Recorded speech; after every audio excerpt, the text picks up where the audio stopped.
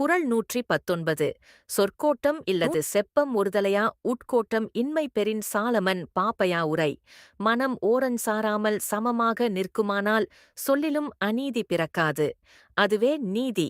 திருவள்ளுவர் விளக்கம். திருவள்ளுவர் கூறுவது, ஒருவன் மனம் நேர்மையும் சமநிலையிலும் நிலைத்திருந்தால் அவனுடைய வார்த்தைகளும் நீதியைக் காட்டும் விதமாக ஒருதலையாக இருக்கும். மனத்தில் கோணல் அல்லது விலகல் ஏதும் இல்லாமல் நேர்மையாக இருப்பதால் தான் சொற்களிலும் சீர்மையும் நியாயமும் நிலைப்பற்று கிடைக்கும்.